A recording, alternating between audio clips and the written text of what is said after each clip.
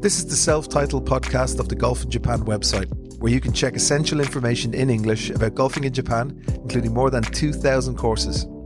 We can help you book your round and make the whole process a whole lot easier. So check out golf-in-japan.com and start planning your Japan golf trip today. Titleist Club Fitting, the fastest way to better. With a player-focused philosophy on fitting, Titleist offers a range of club fitting experiences from drivers to wedges. Your Titleist fitting specialist, thanks to an unmatched selection of products and technology, along with a wealth of fitting knowledge, will provide you with tour-quality fitting experience that can provide immediate benefits for your game. You can experience a fitting in English while in Japan. Just go to the Golf in Japan website and click on the Titleist banner. Or check the link in the description of this podcast. Titleist, the fastest way to better. Okay, Golf in Japan. We're back, full squad. Lots of things happening. But before we get into this week's shenanigans, big shout out to Travis Steiner, who's PGA Tour Tournament Director of Japan, for the Baycurrent Classic, which is the new ZOZO. Yep. It's happening in October, and he was very kind to come over and do an interview with us, which turned out really well. And you will be able to listen to that after us do our little usual shenanigans. But shout out to Travis, that was great. That was a good interview, wasn't it? It was. He's such a nice guy.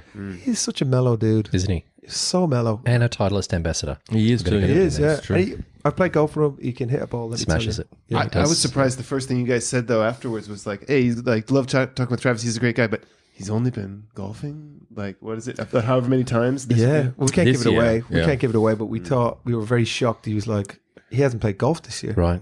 Once or something. Once, maybe. Yeah. Yeah. That's correct. Here we are. Let's not tell any secrets, but we'll just let them all out. Well, you're going to hear them all in a minute. But I shout out to Travis, and that was awesome. And there's some interesting things happening in the news, and we were just talking about it before we went live. And the first thing was, last week we was talking about Air Golf Course in Tochigi nearly went up in flames. We lost 2 holes about 10 years ago due to someone smoking a dart and just leaving it at the side. And it's so dry in Japan. And here yesterday on the news, there was a golf course. They got it out pretty quick, but it, like, kind of went up the mountain pretty quick. There was a bushfire started by some 7-year-old burning a few leaves, next to his cabbage patch. Did you say 7-year-old or 70? 70. 70-year-old. 70. Okay. I thought you said 7 as well. So, well, But the fair play to they seemed like they're well prepared for it. They came with 2 choppers, dropped a load of water on it, done. but that's only one. I mean, other bushfires are going out of control in Japan as well. Well, that was the one that was on the news yesterday, but I think last week there was a huge... It's crazy. Yeah, it was going on for about a week, wasn't it? Yeah. But nothing like LA, of course, Yeah. Not so much in the residential areas, but off in the mountains.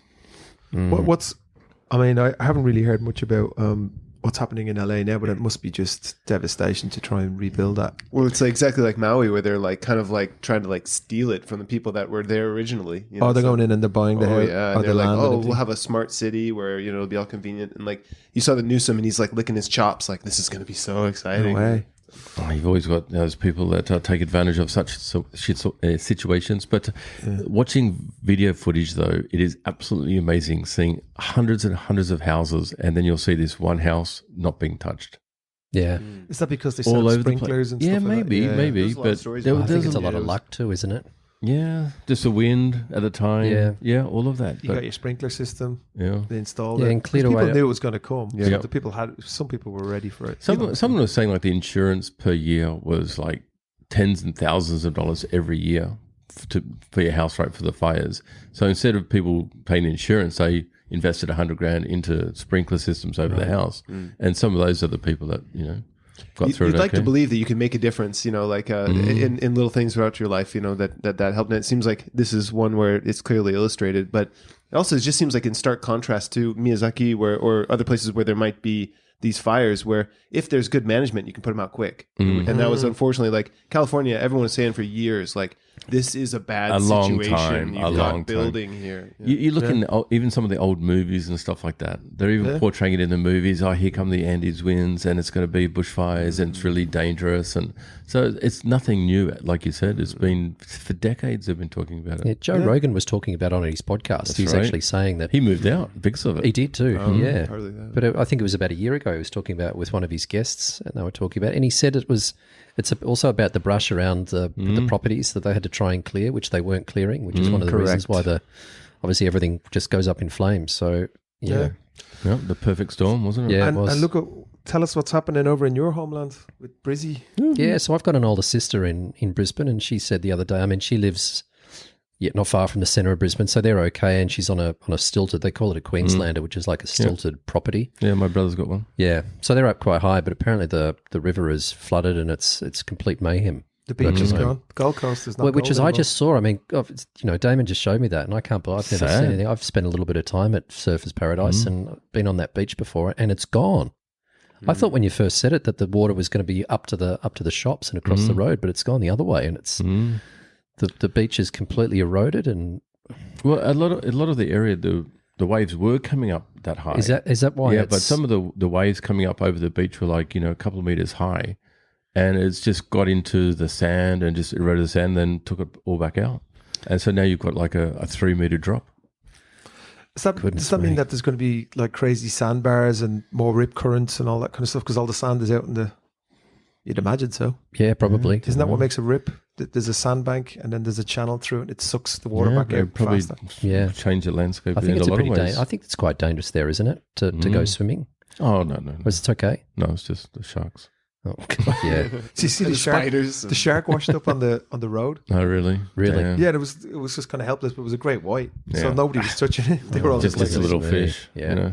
Yeah, A we few used to great that sort of whites thing. and blue Yeah. bottles. that's and not a knife. That's a knife. Oh, that knife.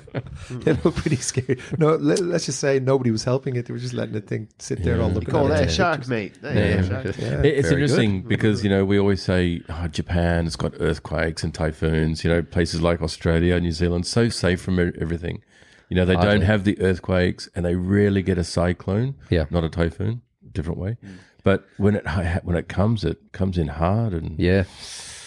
I mean, Yeah, spiders, Townsville, Cairns, they just hit by a big cyclone or Yeah, floods they and did everything too. just a few weeks Yeah, ago. wasn't it New Zealand that was hit somewhere last year or the year before? Massive flooding. Massive one, yeah. Yeah. And they hadn't had it in a long time. Mm. So how's everybody's... I think you have it, but you say you don't. The Cafoon show, because that seems to be... Yeah. Yeah. I was get on the it golf every course. year. Flaring up for sure. Yeah. The Tsugi and Change of The other the one. whatever the change of the seasons. It's just like everything. the hay starts fever. like- yeah. It's Yep. bad. Okay. Take the drugs. Take the drugs and, then watch your hay fever. Mm. Yeah, we should talk a little bit about so we're doing a little prefecture guide, and we just want to give a little bit of insight to travelers who might be coming to Japan. And one thing that came up was Miyazaki. We have done it before on the podcast, so there's a podcast we're talking about it, but we will be a little bit, I suppose, repetitive. And have you been to Miyazaki? You have, right? Yeah, a couple of times. Yep. I've never David, gone with the tea bags go up there every year. That's do. the end of season trip. They call so it the that's- race to Miyazaki. That's right. Yeah. Yeah. I've gone through it. Yeah. Like part of, is it Asaosan, the mountain and everything on the outskirts or in the middle of the Kyushu to go through Miyazaki and Yeah, stuff? I'm trying to even remember what it is. When you said up, I was like, huh? Because it's kind of down. like Oh, no, south. it's in Sorry, Kyushu. south. Yeah. It's in Kyushu, yeah. Yeah. But beautiful area, good for surfing too. It's a beauty. So I'm just reading. I'm going to read excerpts from our travel guide on the Golf in Japan website. So it's a land known for its natural splendor. Swimming and surfing, water sports. It's a big thing down there. It has interesting cliffs and rock formations, and then it's lush evergreen forests and waterfalls and all that kind of stuff as well. I've only been there once. I think I went to actually Phoenix Country Club to play golf, and I stayed in Seaguy and I played there twice in a row. Yeah. That's the video. Remember, I was telling you were taking the PE out of me last time when I was doing I had to do this promotional video for the JNTO, and of course, one of the things is the onsen. So we were in Sigaya, which is the hotel next door, and they made me, of course, get into the nip and jump into the onsen. So I'm sitting there, like, kind of, and you know, it's only for a second in it. You don't see much. You see a little bit. You're of taking me. photos, you mean? So Yeah, but they were not like just enjoying. You're being recorded. There was two Japanese guys filming me, and then someone making waves so that you couldn't see my for mosaic, the water mosaic. Yeah, and they were like, "Oh, we have to do it again. You can see his knob in that one. Let's just do it again." They're really making big waves there. Yeah, but it was good. He did a Greg Norman. Yeah, not quite. It was a good time, but we'll talk about the golf courses. But yeah, that Sigaya hotel was pretty mega. And I think I remember talking in the last podcast. They had a tip-on, and they have the "Do you want the tiger" portion, which was like 500 or 600 grams of this really heavy Wagyu. Yeah. This is where that story happened. Like this is where tiger that story. portion? Yeah, nice. so he came in and he doubled down on it, and now the chefs are really proudly saying, "Do you want the tiger portion?" Which is like 600 grams of this very marbled beef. Speaking of beef, you know, the beef Olympics, which we often mention, every prefecture says they have the best beef, but Miyazaki has won the Wagyu Olympics. It's called. Okay. I think they've won it 3 or 4 times in the last 10 years, so that's pretty good. So that's one of the things you want. Are you guys big fans of Wagyu? No. Right. I love beef. Yeah, I'm a big fan of beef. You can do a little bit. And not occasionally Wagyu. Yeah, Wagyu, I'm a why little not? bit. I'm the Shabu same. shabu or something like that, because it's, you know, Yeah. There's certain times to eat it. Yeah, I agree. Yeah. Like with the one time I had it was actually in kind of that south area, and we were all sitting around, and the professional chef who was like teppanyaki was making it. That was amazing. Yeah. It was so good. You know, and so I think like that's kind of where you eat it. But then people started doing like, Wagyu burgers, and I'm not sure that's right. You know, for a burger you might need something else. Yeah, it's too much. It's too much fat. Yeah, I agree. And I need something to chew on. Sure. Yeah. No, I'm with you. It's When people say, doesn't melts it? in my mouth, that's what butter's Yeah, for. butter's. Yeah, no, I agree. Yeah, look, occasionally I think it's nice, but it's it depends how you eat it. Yeah. Depends how you eat it. But as what you would consider a steak, I think you're better off getting something a little bit more lean. I agree. Yeah, but in something like shabu shabu, cut really thin, or even eating it raw. I mean, it's pretty good. It's I kind of want to. Sorry, mate. I kind of want to. That's why they do it with the teppanyaki in such small portions, because it doesn't get quite filling with the fat and stuff like that. Yeah. And people go, 100 grams, damn. I mean, I could have 5 of those type of thing, but you probably couldn't. I had the same thought, which is like it's like an accent to the vegetables. You know what I mean? It's like the course is the rice and you know the broccoli or whatever the hell you're eating, and then like these little bits of nice strong beef. You know, that's kind of like you're not meant to just like buckle down. true. And We actually have a tip-on restaurant. Meat and potatoes. It's your And then we offer A1 to A5. So you can pick how marbled you want it. You can go hard, or you can go pretty much just a tiny bit. Sorry, that's size or in terms of... No, in terms of the That's marble. marbling. The marbling. The fat. full Roman or you know. Yeah, exactly. So you can choose, but I think that's the way to do it. But just back to Miyazaki, they're also famous for chicken. Did you know that? No. So, so just in contrast, it's saying all natural poultry, 100% fat free. So they're very famous for their chicken nanban, which is an original deep fried chicken dish. Have you ever heard? Yeah, of I've heard that nanban? It's like a little bit spicy, I think. And jidori momoyaki is another chicken favorite. Are they doing it raw? No, don't think Raw so. chicken? Yeah, no. You're into that? No, not at all. No, I've tried it before. This is the but- only country you could ever eat raw eggs correct. or raw chicken. I don't mind it, to be honest. Yeah, I raw, don't raw mind chicken? it. Yeah, I go to a yakitori place just down the road from my place, and it's not like 100% raw. It's like tataki, so which means Like it's just raw. on the outside. Oh, I love just, that. Just That's really good, yeah. flash It's burnt on seared, the outside, seared. seared, but the rest of it's all raw, and I really like that actually. Yeah. So it's got to be very tender. No, as is. Wasabi? Do No, you a really? bit of salt. Yeah. That's Okay. it. So the other thing that Miyazaki is also known for is mangoes. So they're biggest mango producer in Japan. So you can get really, really nice mangoes there. And they do like mango salads where you eat it with cheese and they put it on pizzas and stuff like that if you've ever been down. So that's what you eat, the chicken and you eat the mangoes and the beef if you're so inclined. Hopefully affordable. Mangoes can get expensive when you're buying them raw, fresh. So I was Yeah. going to mention the other thing that they're really well known for in terms of exports would be their royal family. So that's where Miyazaki is the Is it? birthplace of Emperor Jimmu, who was the first emperor of Japan. Was it? 1600s. It was 660 BCE or BC. So they migrated up to Tokyo, I guess. Well, I guess it would have been Or like Kyoto and then Kyoto Tokyo. and all that stuff. Yeah, according to mythology, Jimmu was born in Miyazaki as a direct descendant of the sun goddess Amaterasu. Oh, yeah. So- that's the one that's in Ise Jingu in Mie. Yeah, Amaterasu is like, you know, the the creator spirit. So, for this guy to be that's why they say they're living gods, or they used to. Yeah. And apparently, like, it's quite rare to have an unbroken line of succession, and they reportedly have that. You have to wonder, but in terms of it's funny how in Japan, like, just to kind of round off on this, like, nobody ever like seeks to become the new king or the new emperor. They're like, no, I'm the emperor's main dude, so he can continue to be the emperor, but you're listening to me because I'm the one with the sword, Yeah. And that includes you, emperor.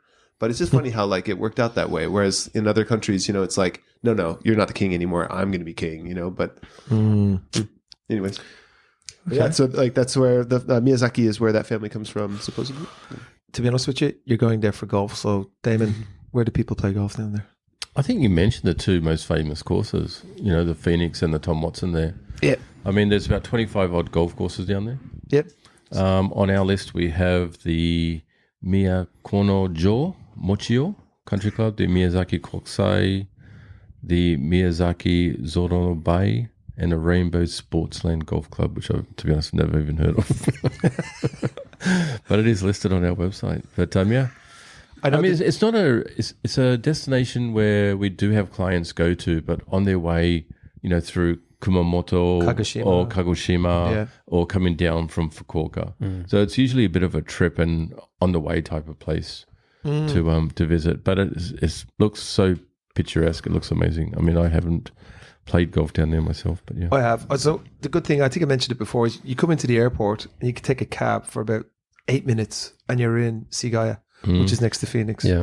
So it's very, very convenient. And I think it's about an hour flight from Tokyo. Very cheap. You can get down there. They still have a big tournament down there, don't they, at Phoenix? Dunlop Phoenix. The Dunlop Phoenix. That Phoenix, like, are there multiple Phoenixes in Japan, or is that the one? Because you guys have talked about that place a lot. So. Yeah, that's it. They're in the news, and so they just got sold recently.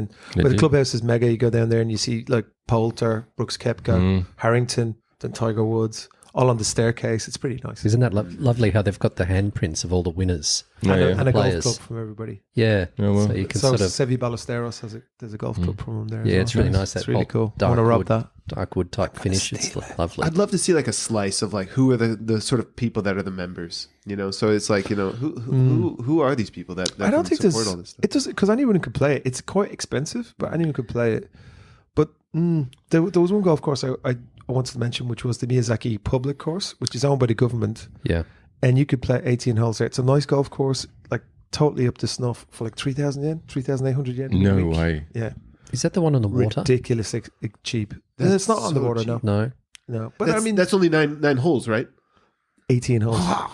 What's that in dollars? 3,800 in US. $20. No, it's a little bit more, $25. Yeah. So cheap as chips. You can go down there and you could play golf cheap. Expensively. You'll spend more cheap. getting there. I think Tom Watson is the one right next to What's it called?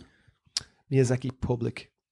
I think there's a Miyazaki Country Club as well, which is where the Teabags play, which is apparently a really nice golf course. With there's a country club, a golf club. Right. Yep. With some nice views. I believe there's a Miyazaki Kokusai. International. Yeah, it's not very international, but there is one down there. There is. Yeah, there's two. Kokusai Kuko as well. There you go. But I think the Tom Watson course, which is designed by Tom Watson, it's kind of linksy. It's the one closest to the ocean. Sorry, that's the one they hold the tournament on. Yeah. Yeah. Phoenix. No, Phoenix Country. Phoenix. Sorry. But it's owned by the same company, and I think they're right. It's just down the road. Right. So yeah. They utilize the same hotel and everything. That's correct? right. Yeah, the Sigaya. That's very good.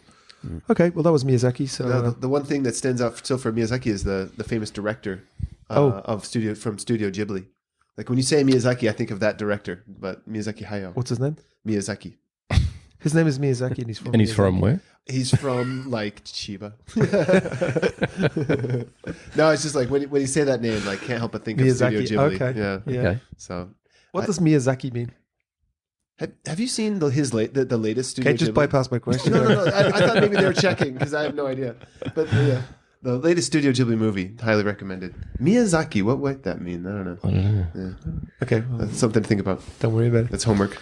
Okay, you were saying just before you get into all the golf news, you were saying there was some controversy. Look, it's a scandal on the ladies' Japanese. Do tell, Joe. Yeah, and it's already in the media, so I'm not saying anything that I shouldn't be. Untoward. One of the caddies on tour has had an affair with 3 of the players. And we're talking about 3 well-known players. And I believe the names are also in the media. Okay, go ahead and say them. Look, I don't know. I can't remember off the top of my head, but 3 well-known players. And he's also married to a professional. So there's the 3 girls that he's been having an affair with are actually on the tour, and his wife is apparently a lady who's gone to Q school a couple of times, but she's also a professional golfer. And it's made the tour look really, really bad. I think the president or the chair lady of the tour has made an announcement about how they're going to Is she the fifth one? What's you going to say? No more swinging, please. So the problem is there's actually the guy has taken some photos of him kissing one of the girls, and he's got the phone up like this, and he's taken a photo. I don't know whether he's leaked it or somebody else has leaked it, but it's worthwhile jumping on. I think it's probably all in Japanese. I'm not sure whether it'd be written in English, but wow, it's really, really big. And I was talking to one of the player managers the other day, and he said he's not surprised that it happened. And he said, I listened to him for a while, and he actually made a lot of sense. He said the tour is like a traveling circus, and these girls are playing up to 38, 39 times a year. It's a very small network they have. Correct. There, yeah. Now, these ladies are, they're very, very wealthy, great professionals, so they wouldn't find it difficult to meet men. But because they're in this bubble the whole time and they live this lifestyle, he said a lot of them are very, very lonely. And he said a lot of them are very, very high maintenance. Which just goes with being a tour professional, I think, sometimes. And he said it would be difficult for maybe the 4 of us to. I love how Joe justifies this. Have any chance with these girls? Well, you'd have to turn on your Caddie mode, apparently. Yeah. Yeah. So anyway, so you're saying he's just providing a service. Correct. Good on him. He gets 10% of something.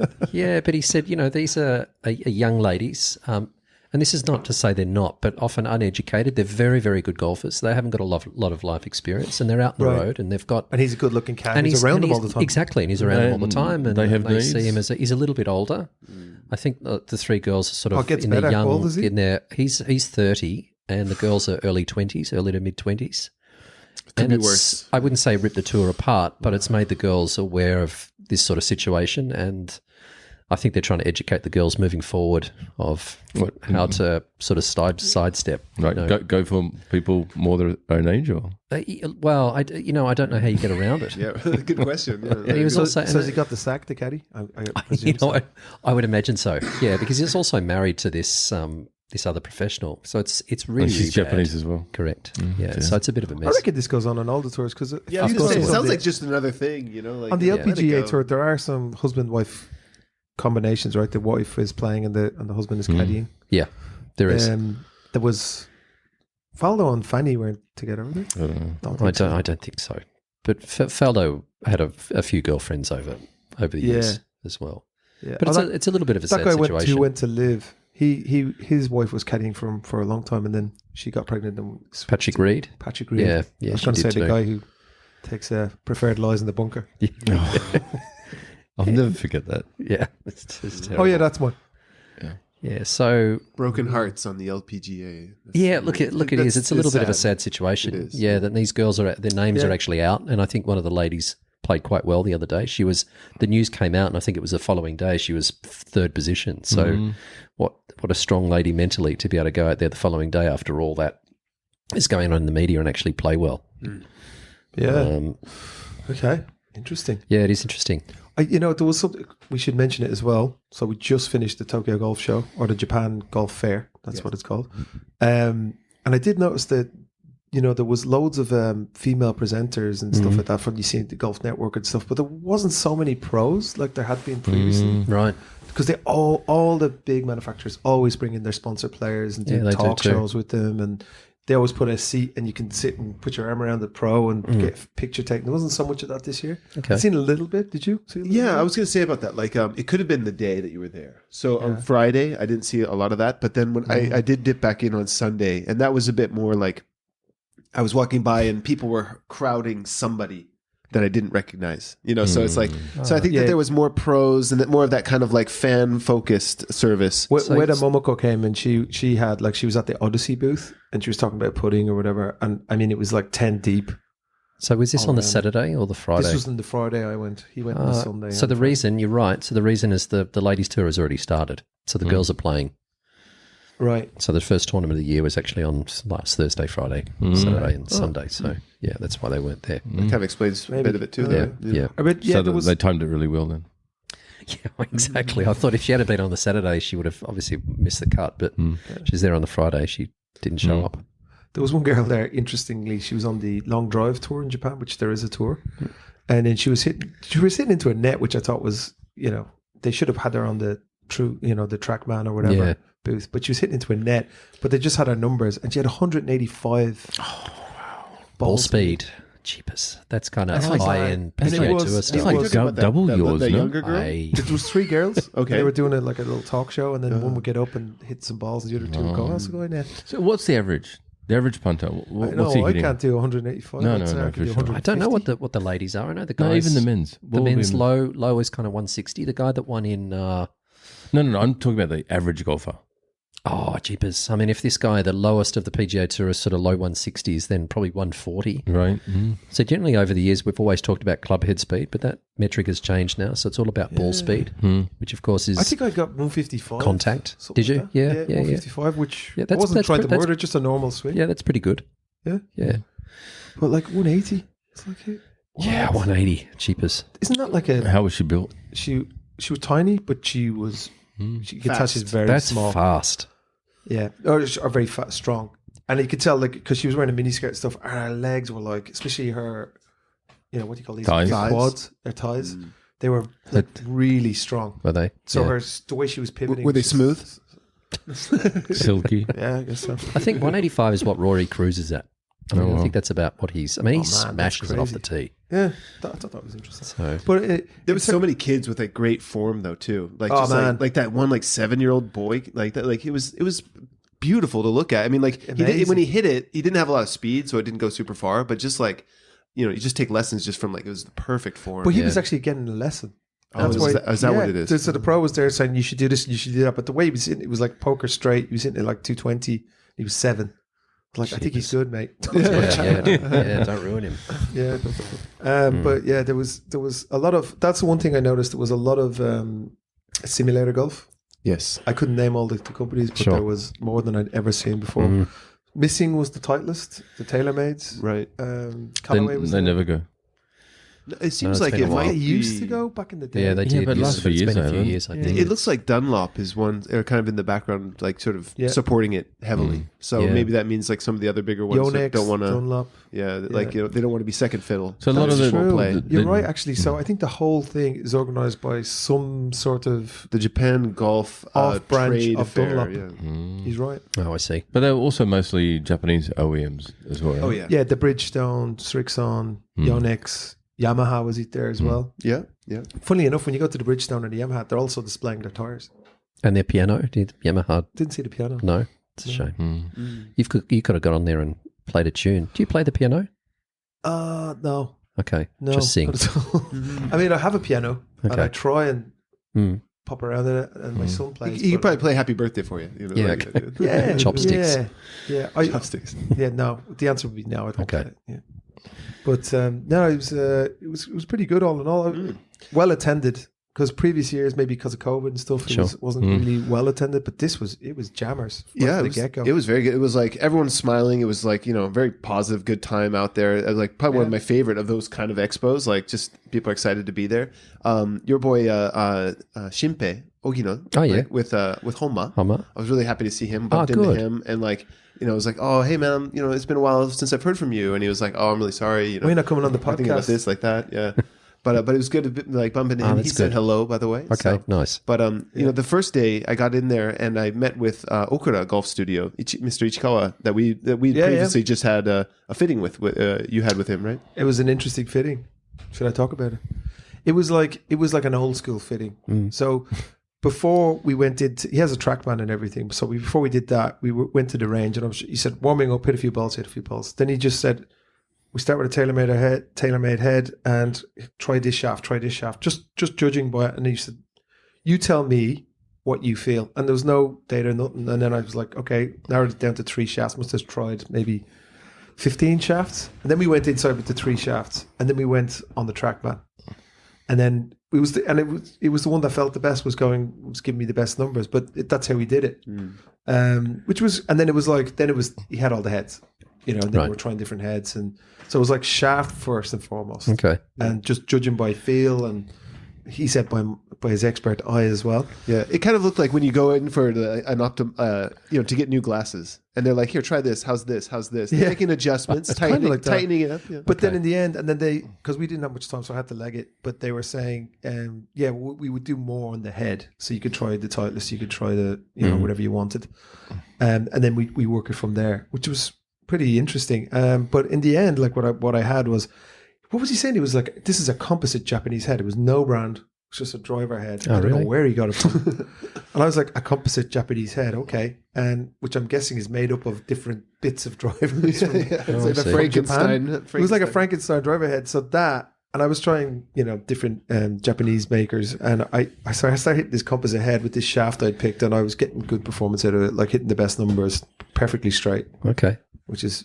that's Okura Golf Studio over down in Setagaya. So if you're into that kind of, it's just like a feel. University. It's a feel fitting. It's hitting them old school. Yeah, that's old school, isn't it? Is. But he had all the he had the shaft. He was asking me what shafts do you play, and I was telling him, and he had them. Okay. But he was like, look, I'll just throw a ton out to you, and you just play with them. And he goes, and then as I was playing, they were kind of getting a feel for my game, and they were saying, try this one.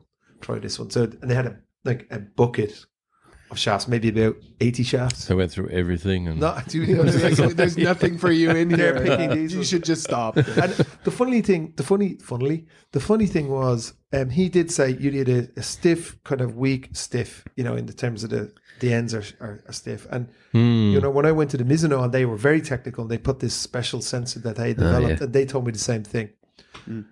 Which was interesting. So kind of a good correlation. It's like different ways of getting to the same destination. Yeah. So I've done the Titleist fitting now, the Mizuno fitting, and then one of these old school ones. And kind of everyone arrives at the same. Okay. Yeah. It's kind of different. So your game must be coming together then? How'd you play on the weekend? I'll answer that question. On Saturday, so Hiroko, who's also one of our Golf in Japan staff, it was her birthday, and we went out. Played on Saturday, and it started snowing, and I mean the temperature went down to about 0. So it was and it was windy, and the snow was blowing in, and I came second in the competition next to the scratch golfer, and I shot a 90. Wow! Which for the day was really good.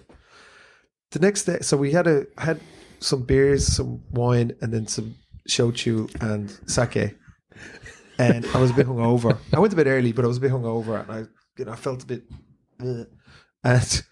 Then I went out and shot a 60 for the opening 9.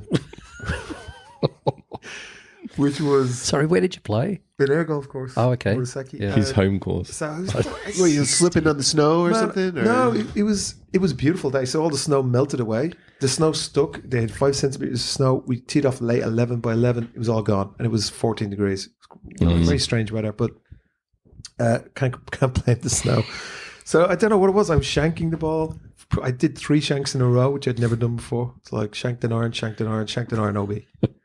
And then, couldn't pull I was losing the driver left, which is unusual for me. So usually goes the other way, doesn't it? Yeah, so usually I aim onto the left side of the fairway, and it nice little peely fade in. That's what I'm going for. But that didn't happen.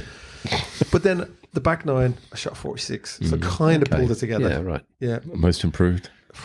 Man, it was 660. And they put me with the guy who had won the competition the day before, and he was a Japanese golfer, and this guy shot about 70, 74, 75. And he was just, in the beginning, and he was just like, he was trying to encourage me, and I was just like, stop.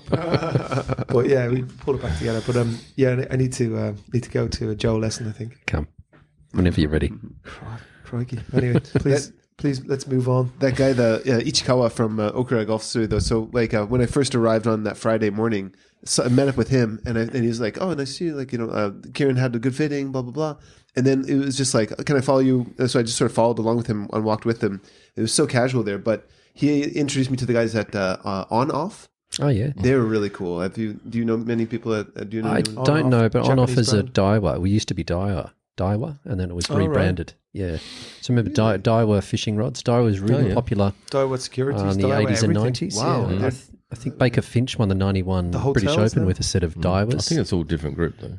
I don't think so. Oh, really? Really? Anyway, on off, which are really nice golf clubs. They're very nice. Yeah, actually, Hiroko's brother, who I also played with, he played really well. He was playing all on off. Yeah.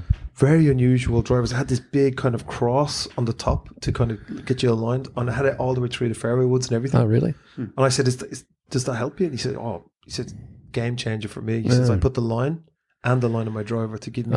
To go help. Well, Well, just on the head of the driver. Right. Yeah, like a big line and then a cross on it. I was like, oh, that's a bit. And he said, for me, he said, I line my line up on my ball and I tee it off. And he said, I've bad eyesight. So but he was playing really well, much better than me, in fact. Yeah, there was a Majesty Golf was there. Yeah. Oh yeah, the gold. Well, gloves. that's very expensive type stuff. Yeah. Don't touch. It's in the Majestic. case. Yeah. But Ping as well, of course, Callaway and all the others. But a lot of interesting kind of like cottage Japanese brands. Like there's one that actually I thought looked really cool. It was called the Katana.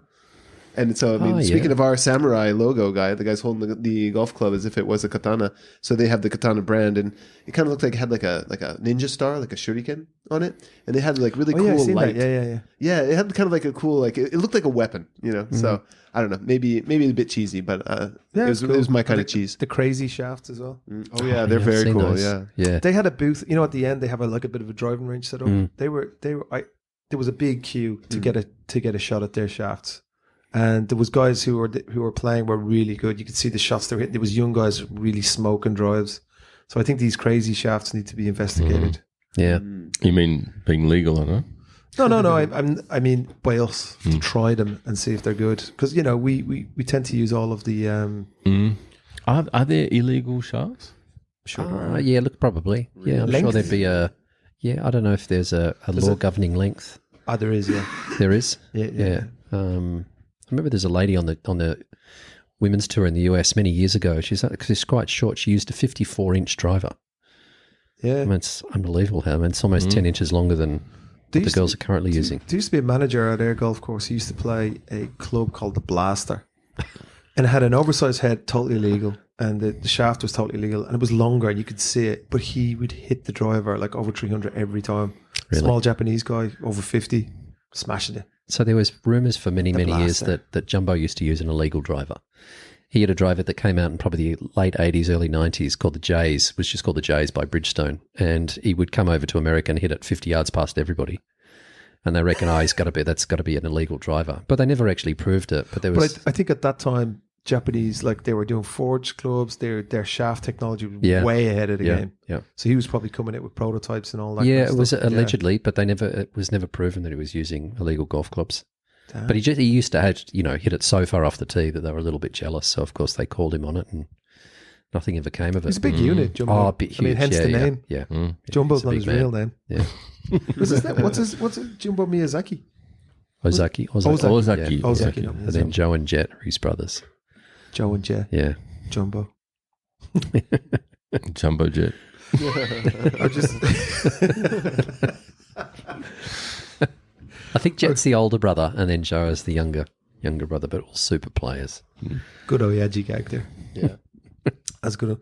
So what else has happened on the we should get into the tour. I did watch the Arnold Palmer. Yeah. Love the Arnold Palmer, man. Love it. Pretty cool, isn't it? I want one of those cardigans as well. I think I was going to so talk to you nice. about. I'll race through it. I won't spend too much time. Do you have one on of it. those? So I'm a big fan of I like cardigans. Actually, I've got it written down here, and I'll get to it. Let's talk about Russell, cardigans. So Russell Henley won, who's a Titleist ambassador. Yeah. All the way through, Great clubs, a super player. Yeah, it's his fifth win on tour, and he's quite likable. He's a really good player. He doesn't look like the prototypical player. He's got sort of a sloppy, swing, but gets it around. Sorry, am I boring you already?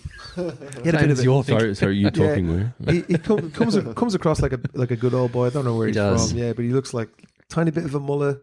Yeah, Pants hanging off him. Yep. Untidy. Pants hanging off him, and but what a good player. So he beat Sounds like a Morikawa. good underdog. Yeah, a little bit. How good was the win or the last shot? Oh, Chipping yeah, eagle. and I think that was on Mic drop. 16 or something like that. So he's I saw that. Yeah, and as you mentioned, I was trying to remember what I like. That was intense. Yeah. yeah. So there's a couple of 2-shot swings on the back nine, and Morikawa, who should have won it, was 3 ahead at one stage and ended up coming second. And Corey Connors from Canada finished third at 9 under. So Russell won $4 million, $4 million US, which is the equivalent of what the guys are winning on the Live Tour now, which is amazing money. As I said, full line Titleist play and FootJoy shoes. The winner receives a red cardigan. I've got it written here. What do you think of the cardigan, guys? Love it. Me too. Yeah. He loves it. I'm not a big cardigan You're not fan. a cardigan guy? Arnie was a cardigan guy. He did, Mind you, yeah. when he wore cardigans, they were fashionable in the 60s and 70s. Yeah. I hope it's not like what they give old people when they turn 60 in Japan. You know what it's The like? red hoppy. You know, in America, when, say in the 60s, you were on the basketball team and say your high school had a name. Oh, yeah. And it has like a red... Letterman. Like with a jacket. Letterman Yeah. jacket. It's exactly It's like like that. that. It's Those, exactly like that. I was never Happy days kind of man. thing. Yeah, Yeah. like I never had one of those, but you have to acknowledge those are pretty cool. Those are very So cool. yeah, cool, man. Yeah, very cool. Yeah, I also think Arnie was in such great shape back in the day. I mean, he was like a boxer. He had one of those physiques, like a boxing physique, and Yeah. he'd look good in anything. Look good in a bed sheet. But I think it's quite cool. Look good in a bed sheet. Is that how you imagine guys in their bed sheets? Nothing but the red jacket. That's what a cardigan. Gee, they look good in a bed sheet, that guy. So Imagine him holding a pillowcase.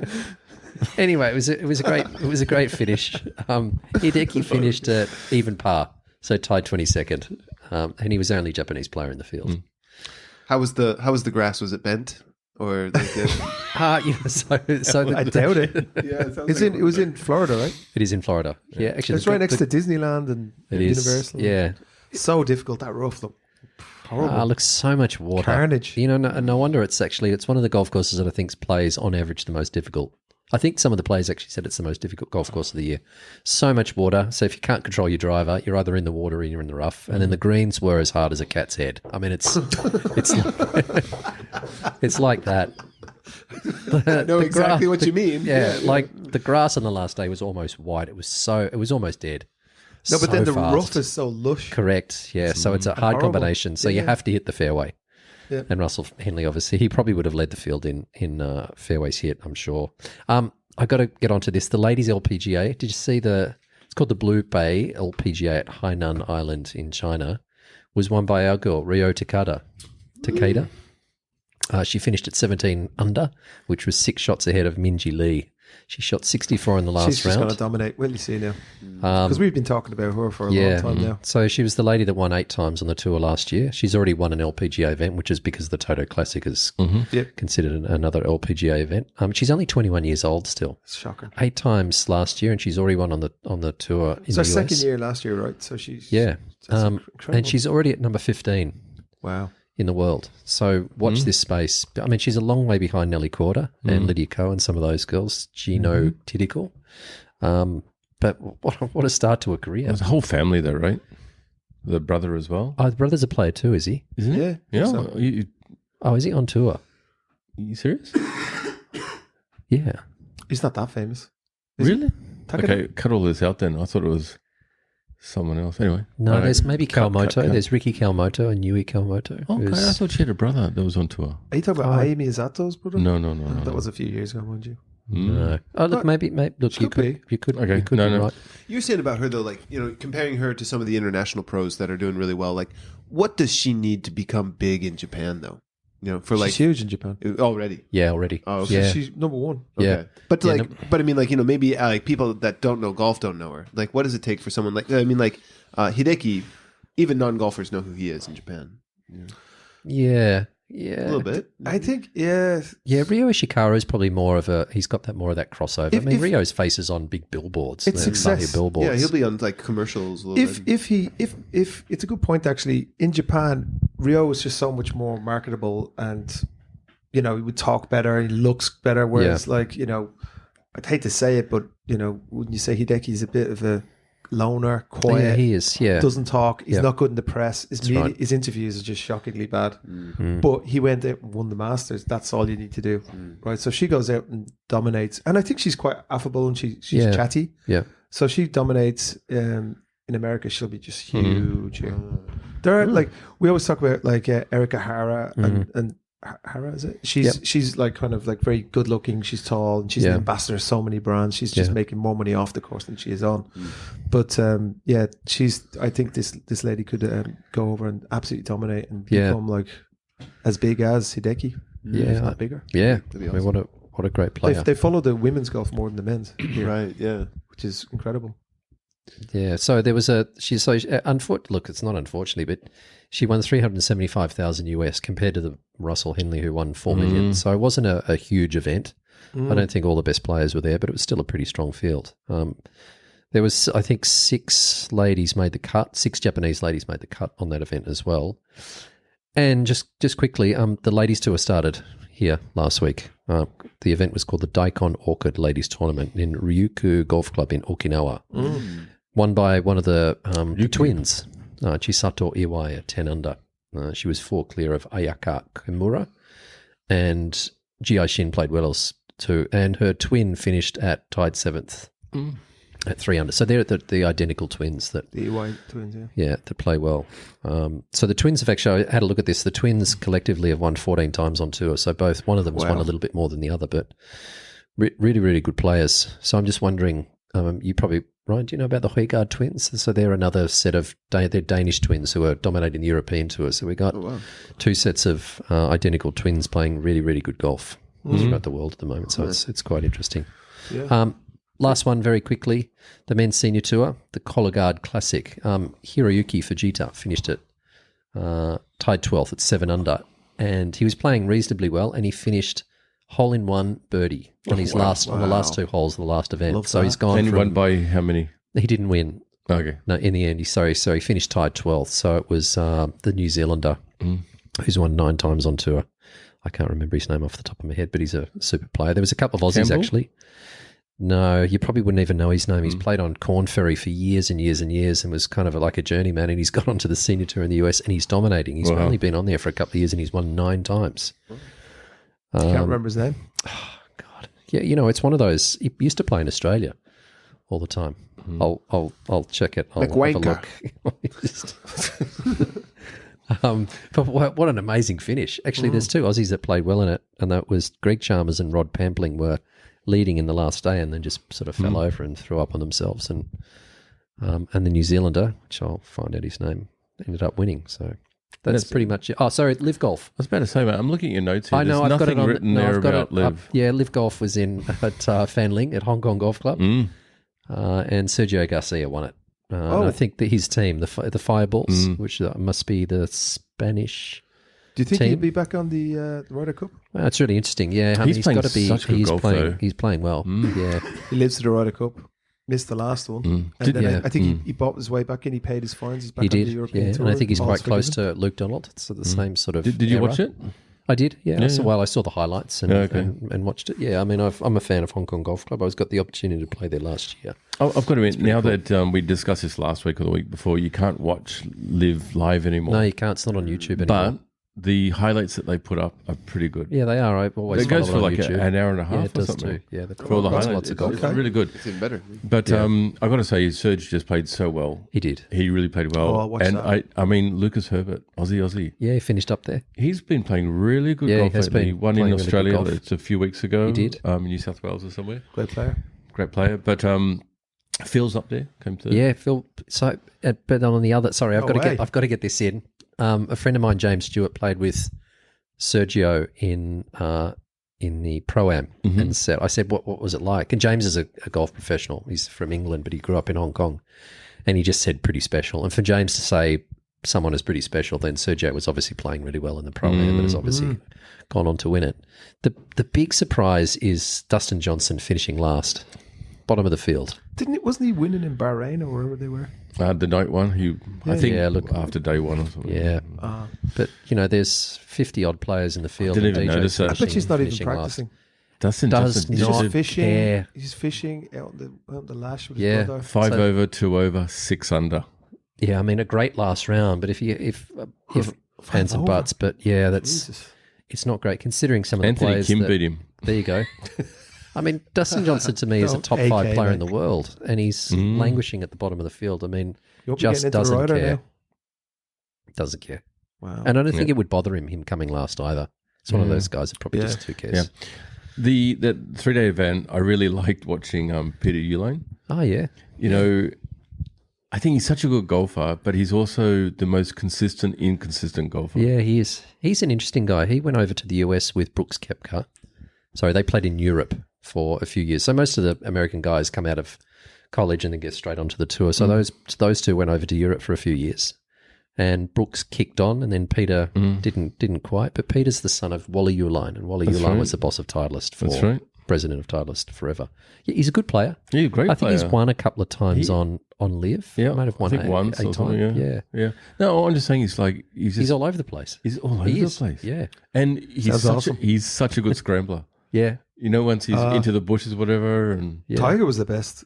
Tiger was just all over the map. Yeah. Well, he'd get it up and down from anywhere. Yep. Yeah, but I mean, that's what stood out for me the most, I think, with Liv and watching Peter. Sure. You know, just striping it down the fairways, and all of a sudden it's like 2 fairways left or whatever. Yeah, he hits the ball a long way, and it does go a little bit sideways. It was probably one of the reasons why he didn't kick. I think he went to the US for a little while and it just didn't work out for him, and then got the contract for Liv, and now he's worth a fortune.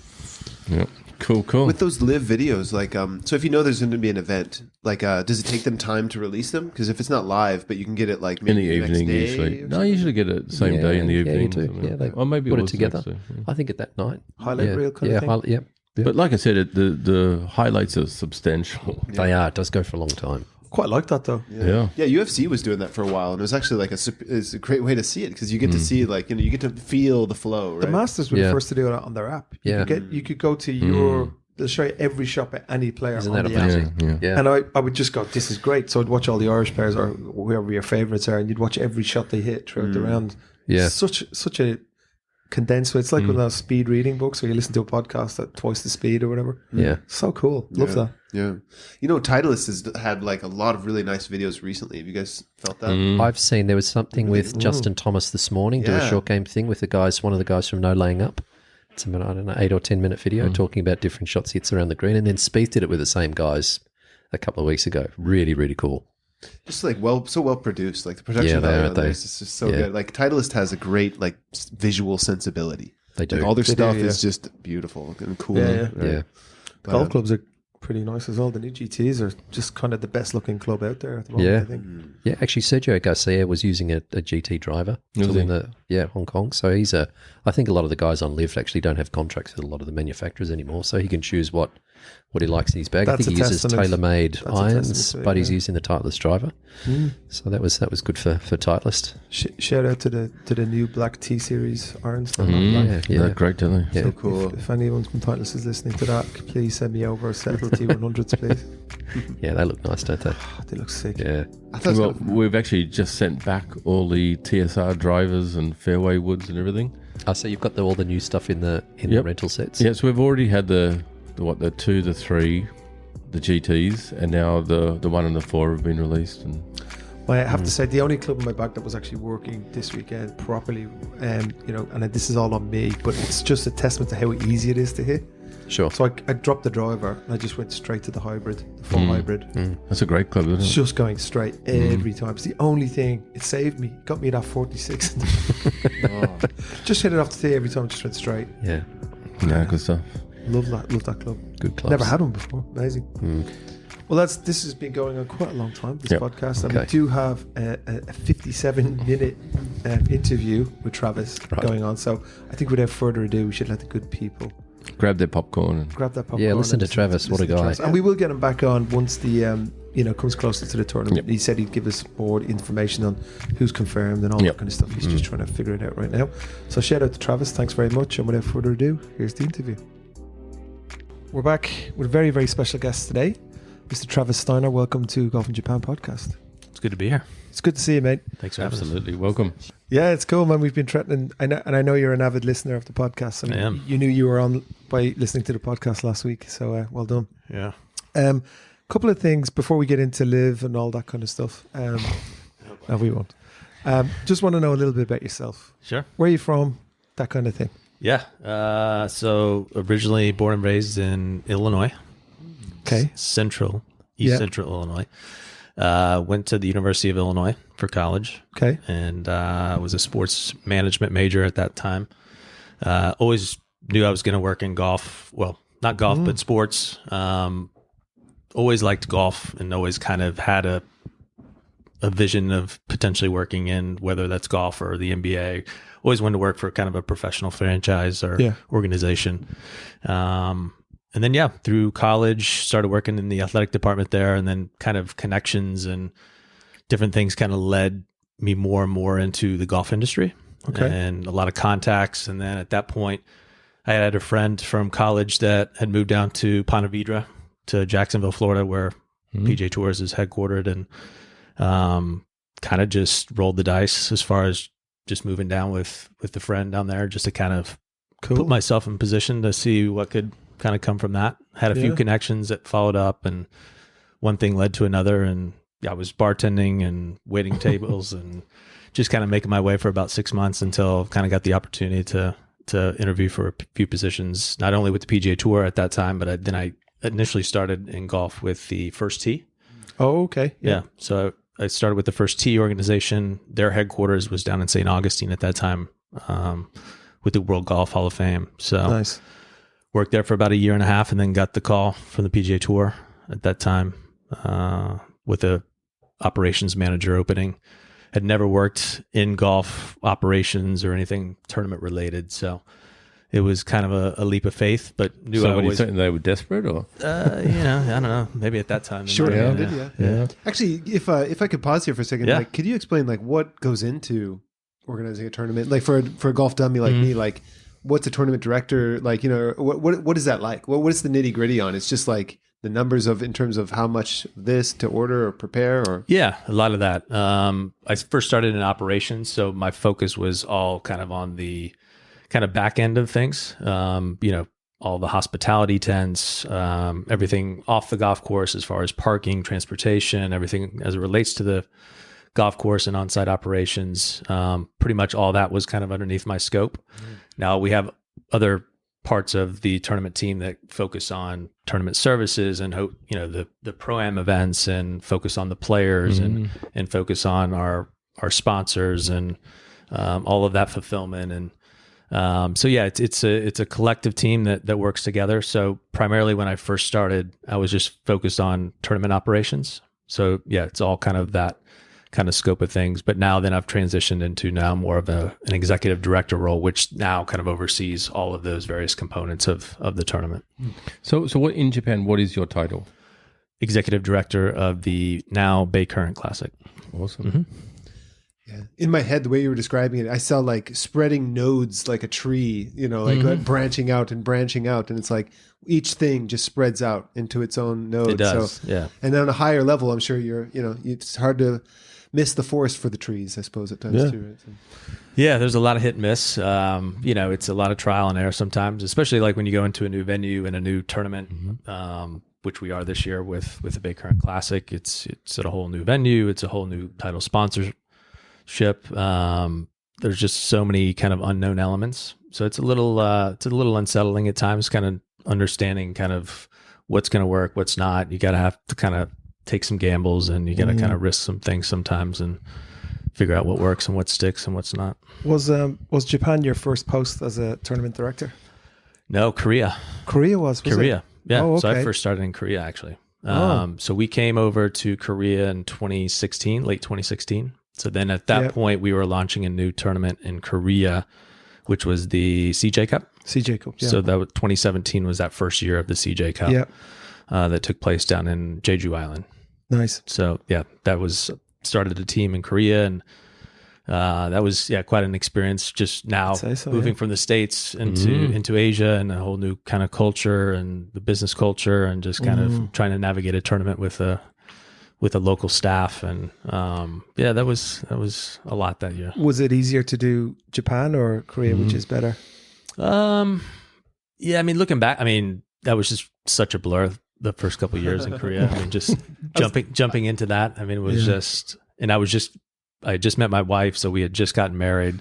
That was really like the first time that we had really kind of lived together full time, That was your honeymoon. Yeah, it was basically our honeymoon, just jumping right into living in Seoul, South Korea. So Cool. but yeah, great city. Love the people. They love golf there, man. Oh Mhm, yeah, definitely. it's incredibly passionate about golf. I think there's more Korean golfers in Japan than in That's what I was going to say. Yeah, We learned that today, yeah, didn't we? Yeah. it's unbelievable just with amount of screen golf and just the clothing. Simulator and the apparel. city, isn't it? Yeah, I mean they're as prevalent as konbinis here in Japan. It's Yeah. I suppose Wow. per capita, it's got to Yeah. be one of Really? the biggest. It's incredible. And they're all like super duper done out well. Yeah. Oshade. Is it like going to like a karaoke bar in Japan? In Japan, where you can kind of rock up, you Yeah. you walk through the front desk. They you sit down and you can start playing, start ordering drinks and stuff like that. Yeah. Or does because in Most of Japan it's- it's kind of like you have to become a member, and there's a little bit more of a rigmarole. Yeah, up there's a front. little bit more of a membership element, I think, here to those kind of places versus, Korea is a little bit more just open to the public, and you have all these private rooms. So you just get a room, and that's your room. And That's it. Sounds Yeah. kind of nice. a lot of times there's a smoking booth within your room. So if you have a smoker, he can just stay in the room and go into his little smoking booth while everybody else is still playing away and chilling on the couch and having a few drinks. It's great. So you did 1 year there, was it? One tournament. So we did 2 years. Yeah, Two So tournaments. 17 and 18 we did. Okay. Yeah. And who won those tournaments? So I've had good luck since I've been in Asia. So the very first year we had Justin Thomas, Oh, and the second year Brooks Koepka. oh wow. And then you go to Japan. So I go to Japan, first year 2019, Tiger Woods. That's his last win. His His last- That was 82nd his last win. win. Yeah. Incredible. So- I was there. It was a Monday finish. Crap weather though. You had that weekend. Yeah, that was Typhoon blew in. That was an amazing year looking back at it, just with all the elements, dealing with Tiger. We had the Emperor enthronement that week as well. Oh, So wow. that was the Tuesday of that week. So busy. yeah, so there was a lot of little nuances that probably a lot of people don't know. Like we couldn't get charter flights in, and we couldn't get private jets in. So like Tiger and Rory at that time were playing in that Monday exhibition to kind of kick off that week. Yeah. They had to fly commercial. No, so they flew private, but they could only fly private. They had to get in by Friday, the weekend before. So they had to really come here 2-3 days in advance. What, the whole country was shut down for private, or just it was Tokyo? just for like flight restrictions and with delegates and For Tokyo only, or the whole for country? Tokyo, yeah. Oh, yeah, wow. Yeah. And 2019 was a great year, bearing the end of it. Like when everything started to kind of go crazy. And you had But- Rugby World Cup The going. rugby, that's what I was Yeah. saying. The rugby Yeah. cup, Yeah. World Cup was going off. Yeah. And then Yeah. then the ZOZO happened. That was cool. Yeah. Yeah. So there was loads of stuff going on that And week. then of course the year after that was The end of the world. Yeah, Yeah. it was- The end of the world. Were you here the whole time during COVID? Yeah, I stayed here the whole time Oh, man. during COVID. Yeah. That 2020 year that we moved to Sherwood in California. That's right. Yeah. Yeah, which that I was remember that, was yeah. a challenge to kind of pull all that off. I Yeah. mean, that was touch and go the whole year whether we were going to pull that event off Yeah. in Japan, which started to look very, very unlikely, and then the fact that ZOZO agreed to move that tournament to the U.S., which they don't have a lot of business interest in the U.S. and Yeah. it was just really? it just wasn't. Big challenge for them. It was, sponsor. and it was a big sacrifice for them, and they really stepped up as a title sponsor, and Patrick Cantley won. Cantley won that one. Yeah. Yeah. And then so 2023 or 22 you came back to Japan. 21 we came back. 21 you came back. The Sorry. next year, yeah. And then Matsuyama won. Matsuyama won. Wow. So that was a great rebound. I mean, we had Wow, limited was it ever? capacity at That's that year. huge. Welcome back to Japan. Yeah, right. Like that was like the perfect scenario because like the field was okay, but like it was challenging because we were still kind of in a lockdown. So all the players that came over could only stay at the hotel or go to the golf course. There was no leniency for them to go out to restaurants. So Everyone's trying to like get their hands wiped in alcohol. And, yeah, all this little everybody, stuff. we were trying to enforce masks at the hotel and everywhere for the players. Obviously, at that time, U.S. was kind of easing up on their restrictions. So Yeah, guys it's coming going over here strong, was starting to kind of ease up on things. So that was a little bit of a challenge trying to get them kind of reacclimated to that kind of COVID policy. But Yeah. yeah, Well, that was tough. And no spectators, right, for that year? We had limited, so we could only go up to a capacity of 5,000 per day. Yeah. So, Oh, wow. yeah, That's a lot of nothing. restrictions. We had to do COVID testing throughout the week, every day, twice a day, for all the players, caddy, staff, and it was pretty intense. Yeah, I remember the next year I went, and they still had the COVID restrictions, but not so much like masks or anything like that. But the crowd couldn't cheer or clap. yeah, Something like that. That was kind of It's like a great show. You're like, yeah. We'll add it in post. yeah, I can lend you my Yeah, totally. Yeah. Yeah, we were still trying to kind of promote, like COVID was still sensitive a little bit. Oh, at we that all know time, what so- Japan's like Sure. sometimes. Yeah. And can I ask you, what did you think personally of the golf course choice? Because you didn't get to choose it Of yourself. Narashino? Yeah, it was like it was part of the deal, right? Yeah. So it was that was we were down to about 3 or 4 different golf courses leading up to 2019. That we had our tour consultants come out, our competitions team comes out and kind of evaluates everything, and that's not only the golf course, but it's kind of the infrastructure around, hotels, Yep. proximity to the golf course, different things like Shit, that. they missed that one then, the hotel. side of Yeah, it. I was gonna say. yeah, we made the best of that one. That was kind of That was stretching the Maizawa's- limits. Yeah. He had grown up on that course, right? That was his local or something? Yeah, so Maizawa and his family, his father, I think, was a member at the time. So that was kind of near and dear to his heart. And ZOZO at that time was based in Chiba, so they kind of felt an allegiance to host that event in But Chiba. the good thing it's a bit hard to get to, especially by car. But the good thing is the legacy, because anybody can go now, and it's one of our more popular courses in golf in Japan. that's a great part of it. To be honest, it's one of my top 10 in Japan. I Yeah, love it. it's great. I think it's a great course. Yeah, both courses are Yeah. great. Yeah. Yeah, I like the way they did the composite course as well. It was really cool. Yeah, I have to ask you. So you said you had 3 other courses potential. Are you allowed to tell us what they were? They were out in that general area. I think, there's definitely some prominent golf courses that you could probably figure out which ones those might have been. But So we say them and you nod your head, or Caledonia, no, Narita. Golf Club. that was a little bit in the mix, but it really wasn't. We had a Champions Tour event there, and we really didn't feel like that was up to the caliber Oh, of really? a PGA Tour event as far as the length and I think just overall Yeah, level of difficulty. But Getting all those people on there and whether or not they'll even cooperate. And I'm sure there's a lot of things you have to think about with that too, right? So, yeah. I mean, there's a there's number so of many factors, great golf courses out there that simply won't allow the people oppositely.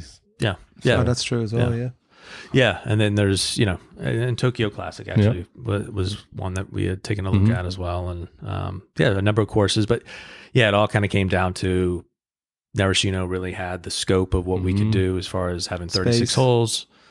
We could make a nice composite out of that. The driving range was a little kind of a piece of work that we kind of created out of a couple of holes in the middle of the golf course there that that we kind of had to be creative with, but. And then the hotel situation, the proximity to Tokyo, then just was kind of an unfortunate element of kind of that whole arrangement. But we made the best of it. Guys love the golf course. Guys really, once they get on site, even with being that far out and just it being kind of a little bit more of a local community, guys really loved it. Like going into the little downtown of Narita and kind of experience all the little izakayas and the sushi and just is there a lot of that going on? It's actually kind of a cool little downtown, Yeah, little kind of city area. That Remember when I heard Ricky and everything were at the Hobgoblin. he made an Did you? appearance at Hobgoblin. Yeah, okay. Well, Ricky's. A little couple Roppongi years bar. ago. Yeah. I heard he's come here a few times. So his family, his granddad's Japanese and that kind of thing. So he's an insider for sure. But I remember Morikawa when he won, he'd come early and done a little. Was he on his honeymoon or something? It was something like that with the wife. Yeah, he did. He had a few sponsor engagements, and then he just wanted to kind of get acclimated a little bit and spend some time Worked for him. with his wife. Yeah, And so now that you're moving to the new venue, Yokohama Country, Yokohama Country Club. tell us about that. Yeah, very prominent golf course. Obviously, I think it's very well known as for those of us in the golf industry. Yokohama is probably considered a top 5, top 10 course easily. I think by most. Was that one also kind of chosen by Baycurrent, or like in contrast with Narashino, which was chosen by ZOZO? Like No, this time, was it something that you guys had a bit more? Yeah, I think we had a little bit more. We kind of had this on the radar for a while, and Yokohama was part of our initial small short. It's got to be in everybody's courses. conversation. Yeah, I think. and It's a initially, great even location. 2019, Yokohama was on that short list as well, just for a location being close to Tokyo. Yeah. So it just didn't work out that year, and we had always ever since that point. And then once we kind of saw a little bit more of the player reaction over the years of just hey, it'd be nice to be a little closer to Tokyo and experience Tokyo and that culture, and Yeah, we just knew that. Yeah, if Yokohama super was close our- to Yokohama, isn't it? It's going to be it's a great venue, I think. Yeah. You've got great hotels, the nightlife around the city there. Yeah. Yeah. You've got Yokohama's beautiful. Yokohama itself Chinatown. is a That's great what I mean, little yeah. downtown, great hotels, great restaurants. It's Great, kind of like an extension of Tokyo, really. it is. Yeah, exactly. So it's got a great vibe, waterfront. Like you kind of, it's just kind of a unique kind of setting down there with the harbor and everything. Yeah, so. good access for all the spectators and everything as well, I think. So, Yeah, and that's a big thing. Yeah, with our sponsors, with our spectators, with our volunteer base, with even the vendors and agencies that we work with now, it's just a lot more convenient for them to bring staff and everybody in. So it's going to be. Have you played it yet? I have played it twice. I've played the West Course twice and the East Course once. Is it going to be a composite or? Yes, good question. So we are working. It is going to be a slight composite. it was in the media pack. Yeah, we actually didn't announce that. Yeah. It was in Japanese. I can't read that.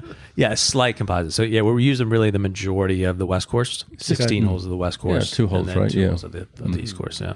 Okay, that's cool. Incidentally, we're just talking about the how courses are chosen here. So the Olympics, I believe, were going to be at Yokohama Country Club. They were looking at that. They were looking at the other one as well. What's the one that's downtown owned by the government? I always forget. Wakasu, but that was too small. Then they were looking at Yokohama Country Club, and it was Abe, who at the time he's a member of Kasumi Gaseki, insisted it's going to be in it's going to be in Kasumi Gaseki, and that's how they got it. Oh, I never knew about that. Yeah, and then they got their refurbishment and everything done. Wow. And finally let the ladies in. I think they're off now, though, aren't they? I think they're only allowed to come in during the week. That's right. Yet they have to be a member, and they're not That's right. playing the weekend. That was part of the negotiation. Yeah. Finally, some safe spaces for men, right? Well, they go all our female listeners. That's Email me at, all 2 of them. hello at See, you must give a shout out to your wife now, because we've met Caitlin, and she's a lovely lady. And how does she let you play so much golf? What's the secret? It's for work. I really don't play. I think it's a Quote. perception that I play a lot more than I do. I don't play that much. I'm sure all the people in the PGA Tour office are rolling their eyes right now. Yeah. Used to, once we got into the COVID years, I think, there was a lot of more golf. flexibility. Yeah, when we were kind of. But you're a daddy now, so yeah, it's hard. Daddy now, so 2.5-year-old, and with those obligations, and now with a first year event, this year could be a bit difficult to get on the golf course much. But How big is your team here? overall in our Tokyo office, I think we are at. I would say I think we're at 12 or 13. I think overall. So we have kind of a tournament team along with myself and the team that's under me, and then we have a business development team with Chris Lee and him leading that team, and then we have a marketing and media relations team that also is kind of part of that office dynamic, and including Corey. It's kind of that 3-headed departments that we have kind of making up our office. That's cool. Yeah. I bet this year's tournament, is there anything that you can kind of leak to us in terms of, although it's early days, we mentioned it just before we came on, but any players committed early? Ricky must be coming, surely. We hope so. I have defending champion, obviously. What's his name? I can never pronounce. Nico. I won't try his last name just right. Yeah. I'm not going to say Echevarria. Echevarria. Echevarria. There you go. Sorry. Yeah. He was great. So Nico should be definitely back. He was mega. He's great. He's great personality. Like we actually got to know him a little bit after winning that Sunday night, and he was good fun. Yeah, was it? Good dude. What kind of mood was he in? He must have been in a good mood. I think. Oh, fantastic! And he had his girlfriend in town, and nice. Yeah, they just had a blast. And the fact that they were kind of doing that in a unique place with Japan and kind of how awesome. How much of your role, cool. do you think involves kind of like schmoozing with the stars? Like do you have to kind of take them out, show them how to enjoy the No, the they really kind of do their own thing. We don't get too involved with kind of interacting with them too much. A little bit at the golf course here and there. Guys will come to you with a little request, or hey, any good restaurant recommendations, or a little problem with the gym or the Wi-Fi. Hey, you've got to tell us. You don't have to name names. What's the craziest request that you had? A banjo only of 5 blue M&Ms or something like that. It's got to be bigger than that. I would say there was a player last year that was really looking to get a custom set of Japanese knives, and he had a very specific shop he wanted to go to in Tokyo, and we were really trying to work that around, because I think the shop closed at 6 o'clock, it was pretty early for like him to like get out of there before play one of these days and get into Tokyo. And we made a special arrangement with getting him a car and everything. And he pulled it off. He literally like pulled into the place like 30 minutes before they closed and got what he needed. That's unbelievable. Well, if anyone wants custom clubs, send them That's our right. way. Well, I thought he was going to say custom blades, and I was like, we could have organized that. We'll do it. Yeah. You would think he would have the connections himself. Yeah, I think so. If it was one in golf. And then we get clubs. players, trying to get secondhand luxury bags for their wives and Secondhand? secondhand sometimes. Yeah, like Japan does well with Oh, yeah. That's It's good. Yeah. Secondhand cars. Yeah. You know all about that. Yeah. And so we're talking about like who has the biggest entourage and who has the smallest one? Biggest entourages would be Hideki and Xander's team. So Xander's Hideki, got a lot of right? families, We said this before. Doesn't he have his own camera crew following him around for every shot on any event he's on? So that's through the local broadcast. So they basically dedicated a team to Hideki. And So how team, like good TBSI. is his English? Because I hear it's actually pretty good. Yeah, I've heard it kind of from a distance a couple times, and he's definitely Yeah, right.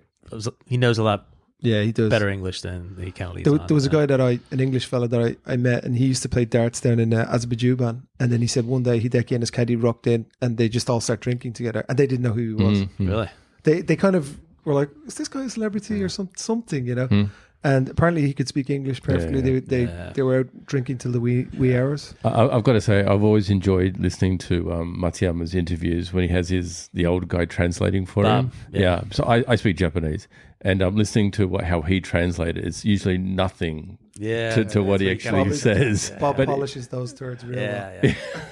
He kind of translates or says what he thinks Hideki probably should have said more than So which The what he He's like the said. best translator. So Hideki says like, yeah, good, and then the other guy goes on and on Like, about like, well, it's because of the elaborates a little bit fans more, and yeah. everyone who was. We'd like to thank the patrons. Okay, yeah. So you got the media training for the translator. It sounds like Yeah. that. Yeah, Hideki usually keeps it short and sweet. Okay, Yeah. and so the other half of the question was the smallest entourage. Smallest, I'm sure. Is There must be a few of them, no? Yeah, I mean, Just most of guys the who other rock guys up on their own. Yeah, I mean, a majority of the guys don't really bring much. I mean, a manager may come along every once in a while, maybe a physio every once in a while, but yeah, it's usually just the guys and their caddies for the most part. Yep. But Xander's got another big team that comes here as well. Yeah, I can Xander, imagine. yeah. And the pro-ams, how many days do they go on for before and after? So yeah, we just have one official pro-am on the Wednesday before, which is really unique. Like if you think about other professional sports where they would be playing with an amateur in just a very casual setting the day before a competition starts. Yeah, right. It's incredible. So before- is that unique to Japan then? Or? No, No, it's it's everywhere. all UF's events, DP World Tour events. Everybody, that's a big. How does one get invited to a sponsor, or you just pay to become on a? Most of it's included in our sponsorship packages. Okay, so it's So those spots are generally that allocation is mostly from our sponsorships. Occasionally we allocate a few for some VIPs or some celebrities, influencers, stuff like that to kind of just generate some of that kind of content. podcasts. Yeah. Would you like a chocolate? Yeah, Okay, come on, feed yourself up there.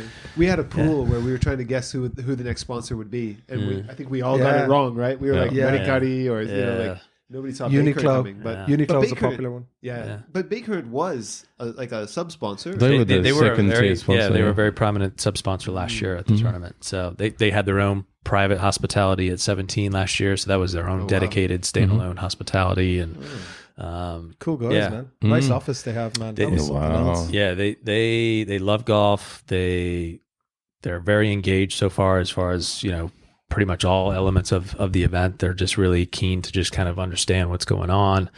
cool. And just a very high level of expectations. You saw their office and their standard of kind of how they do things. It's That's pretty impressive, wasn't it? Probably Yeah. the best office I've ever been in Japan. Wow. Yeah. It's classy. Good. And we were only in the event space Right. Yeah. in the office. Yeah. So what was it? It was like just like marble floors or something. Kind of, or- yeah. Wow, like Yeah. palatial. Palatial. it Inside, is. so it's inside. It was done really nicely, really What tastefully. does that Classy, mean though? What is it like like shag carpet and like disco Yeah, balls? like or- I said, it was done very tastefully. Okay, So there was no Yeah. shag carpet. like I didn't think there was going to be like No a chandeliers. 2-story floor to ceiling. right? I thought, in an office building, it's just like a standard. They had like double floors. And it's in one of the newest buildings in Tokyo. The flashiest as well. Mori building in Japan. Morty does nice buildings too. So Has a bit of hills, vertical gardens. I mean, they must have like 2 or 3 floors, I presume. Yeah, I think they have multiple floors. Yeah, but those 2 floors are kind of so the lobby area. They don't have any.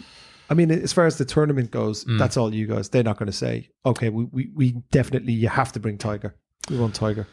I mean, we've already kind of had a few of those discussions of, just some players that they're interested in really kind of trying to pursue and, and different elements as it pertains to the tournament as far as branding elements and just kind of their outward branding to their clients and to the public. They're very interested in kind of how all that's going to be portrayed in our promotion and our marketing and all those efforts. So I think they're, they're learning. They kind of don't know what they don't know just yet, and we're trying to figure out what their direction is and their vision, and so we're still kind of in that early phase of still trying to kind of figure each other out. Do you see them often? Do you have to go over there? So we do weekly meetings. Okay.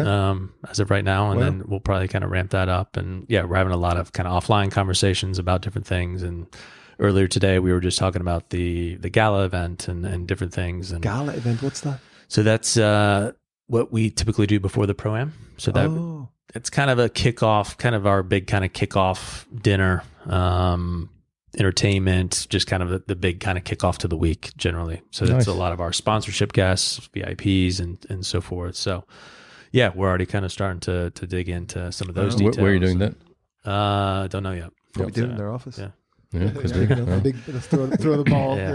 Bring in a DJ. They actually do have a huge event space in there as well, don't they? Oh, they do. They do, yeah.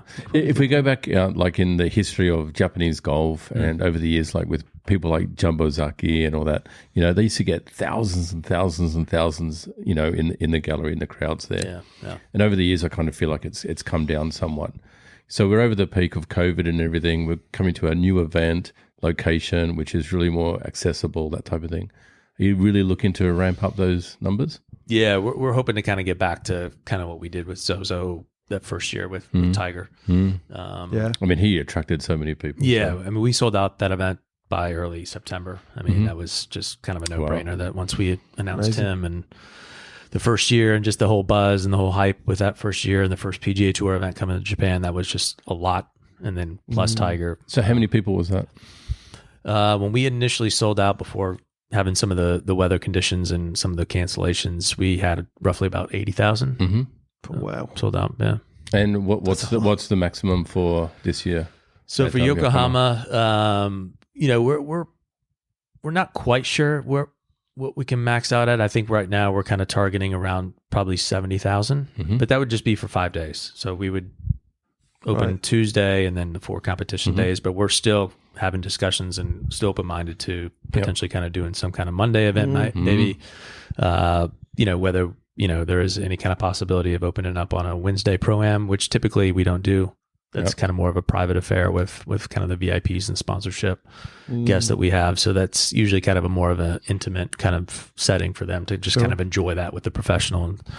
So most likely we'll stay closed on Wednesday, but then the big push is the 4 competition days. So and the date is October So our tournament week is the October 6th to the 12th week.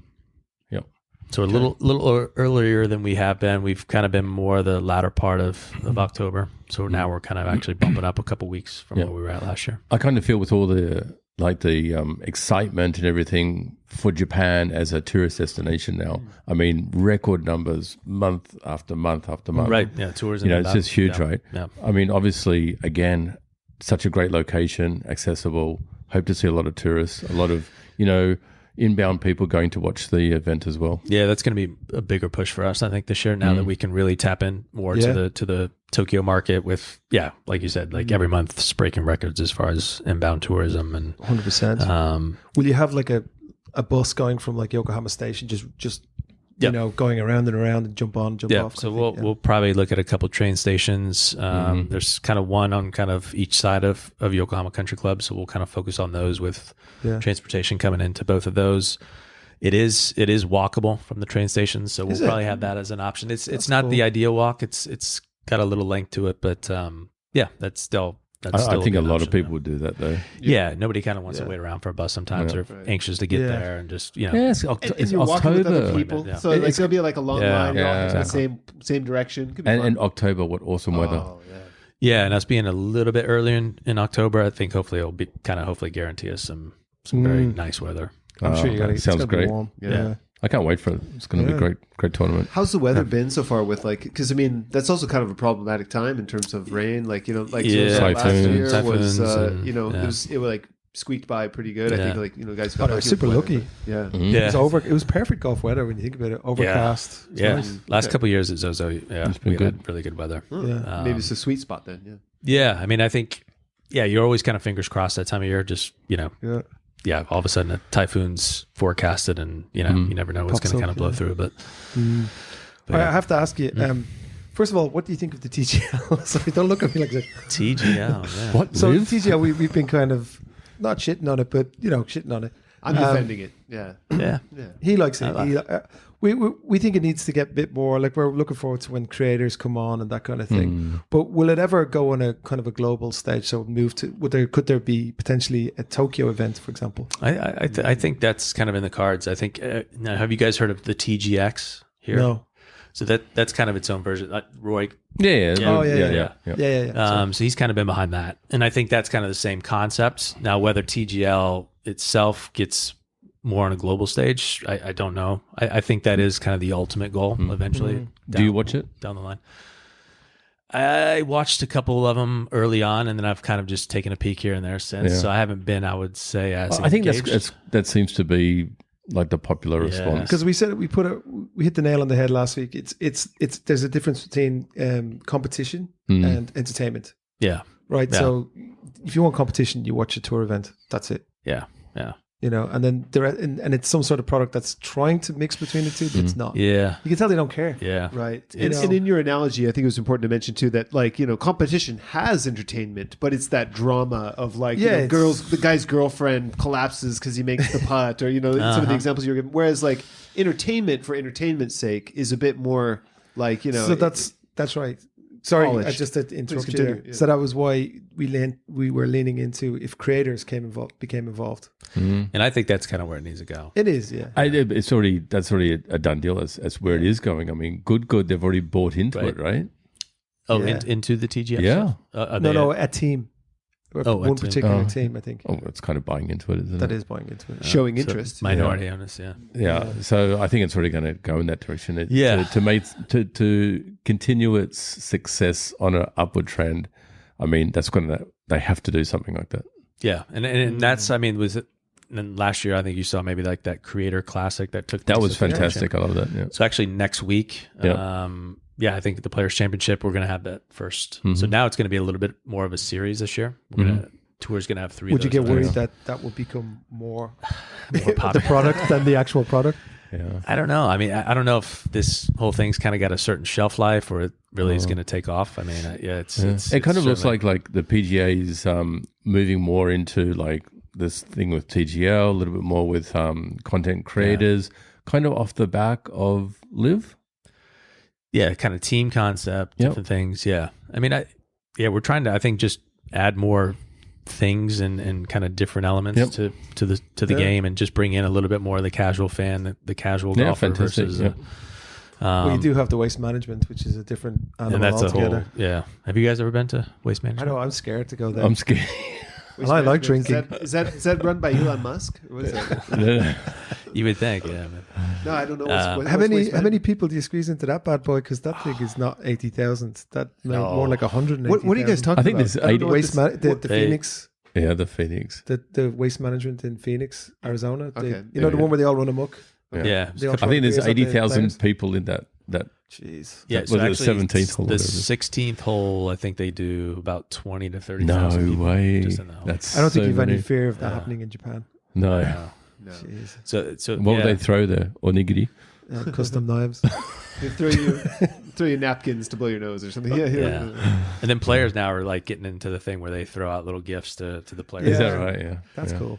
And then you got Australia doing their own version with the Adelaide Live. Yeah. That's gross, man. Yeah. Don't even say it. The shoey. The Have you shoes. seen that one where they fill their? Yeah. That's gross, man. That's pretty gross. That is Yeah. gross. Is that an Australian thing? Yeah. Yes. Okay. Yeah. We'll put that right up there with Vegemite. With Vegemite, I knew you were going to say that. Chewy Vegemite right next to each other. But yeah. Oh, And there's no coercion trying to get some of the live players back over. Brooks Koepka in the news saying he wants to come back. That's what. DeChambeau. Yeah, there's some rumors out there. I mean, I think, with the whole thing with, what we're hearing in the news as far as, the negotiations with PIF and everything getting closer. Oh, we've been hearing that for 2 years. Yeah, Trump's involved now. He's saving golf. Yeah. Yeah, I think that's a big agenda for Make for golf Trump great again. I definitely think Trump wants to just make that he's bringing golf together. Like, I think he wants that to be part of his legacy, I think. That would be cool. It'd be so nice to see them all play together again. Yeah. That would be Brooks. good. Speaking of which, wasn't it such a bummer? They're not gonna disappointment. The Japanese prime minister met with him. They don't play golf. They don't have any kind of connection. The Japanese are so disappointed in their own prime minister. Have you guys seen anything about this? They're like, he's not like America is the boss. There's a way that they sometimes think about it, right? And they're like, our prime minister goes over there, meets with Trump. Like, he was there when Trump, got shot in the air or whatever. The guy didn't talk about that. So the Japanese have been really upset with him. But the thing that keeps coming up is he can't even play golf. So, because that was the whole thing with Abe, right? I don't think Abe could play golf either, but he got out on the golf course. He made remember the that? effort. Yeah. Remember that he fell back into the bunker? Yeah, that would. And Trump's just laughing at him. Yeah, the helicopter caught him falling in. Yeah. Wow. Okay. Well, hopefully Trump comes over. Presidents and golf. Biden and... Yeah, Trump loves it, though. Yeah, does he? Yeah. That's all the golf courses. The sacrilegious thing he did, he drove his cart on the green. That's right. Can't be doing that. No, you can if you're the president. Yeah, he drives it wherever. T-box. I think gives a He shit. could have a helicopter land on the green if he wanted to, right? So Yeah, probably. Yeah. That's amazing. But anyway, okay, so we don't know. Do you get any kind of updates as to inside information as to Tiger and, what was it? Who went to the White House last week? Adam Scott. Yeah, Adam Scott was there. Tiger and Adam Scott are in the White House. Stand by for more. You don't hear anything like that? No. No, I mean, just what you saw in the public, when the There's no tour group kind chat of, even? Yeah. No. No, we're not privy to that. We're far from headquarters, and we don't. Unfortunately, we don't get a lot of that. We get Good more from intel. Pro Joe. Pro Joe knows more about what's going on in the world. Yeah, Pro Travis. Yeah, he's always plugged in. Maybe he just makes it up. I think he makes it up. Shout out to Pro Joe. Hey, mate. Yeah. How's Vietnam? He's investigating some new silk shirt. Actually, Custom now that stuff. we're on Projo, we've got a bit of a rule here. If you're not in here for the podcast, we can shit on you. Oh, nice. So have you got anything to say about Projo? I was just texting with him the other day. You getting lessons for your wedge game? I need some. How was your game, by the way? Not good. Your played- driving was. Let me tell you, people, this guy can drive a golf ball. Wedge game was mama, but the driving was really good when we played. Yeah. Yeah. I need some work overall. Yeah. I'm just not getting the reps right now. I've only played once since December. Just playing Pro Joe. Once since December. Yeah. That's rubbish. Yeah. So hopefully, once the weather's warming up here, I'll get back on the golf course. Well, he made top 3 in the closest to I the did, pin yeah. shipping at that Special simulator event that we went to. So What was this? He Yeah. Flashing some short game, Yeah. Oh, maybe you could pipe that into the video. Okay. Yeah. Didn't you capture it? I did. That was the top 3. That was pretty far. I saw it. It wasn't great. It was better than mine, so What was that was closest to the pin? Was there no long drive? No. No. Yeah. It was just, that's just your- close to the pin. Yeah. That's your jam. Yeah, right? that was a little bit more Right. long drives. They didn't let him. They didn't really let him out of the gate. Yeah. Nah, didn't let the big dog eat. Oh well, we have to. Can you get us onto Yokohama Country Club, please?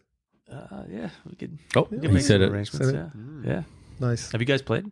I don't know. No, I have once, yeah. Have you played it? Yeah, a long time ago, though. Probably like 12 years ago. Wow. No, never. I've been close to it. There's another course not too far away, and I've played there. So I always get confused with it, but I've never played Yokohama Country. It's a very, it's a very membership-driven golf course. Yep. Normally, It is, yeah. there's not a chance of anyone playing there, I don't think. Yeah. Is there? Can you get on? How did you get on?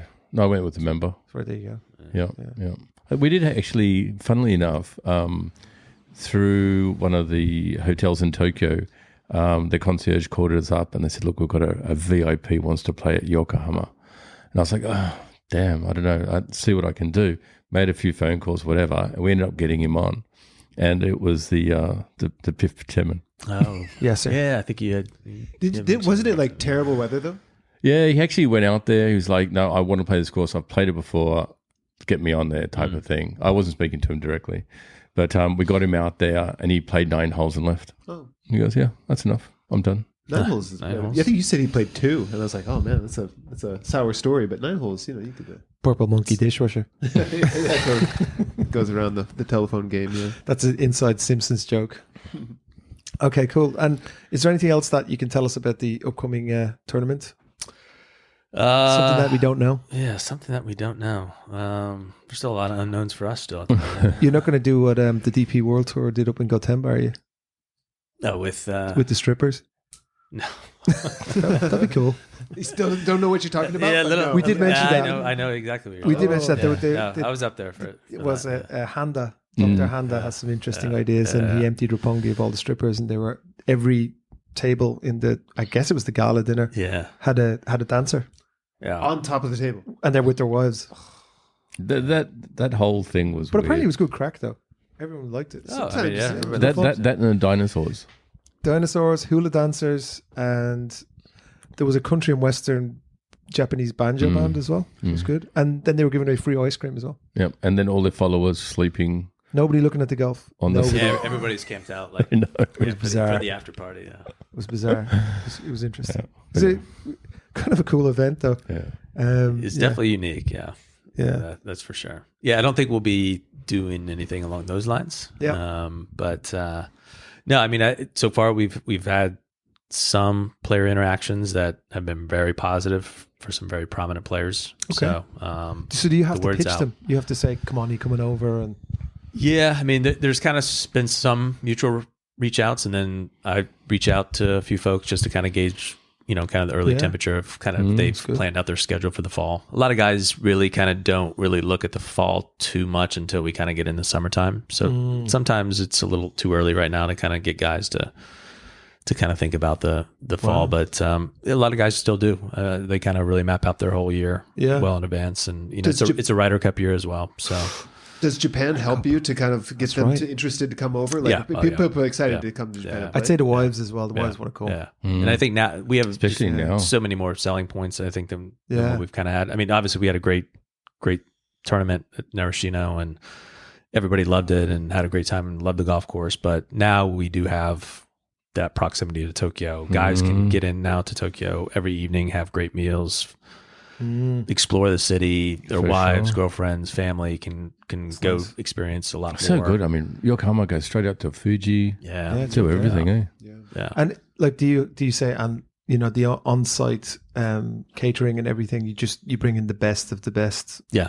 So like, That's awesome. So our player dining at the golf course is all usually done by the host golf course.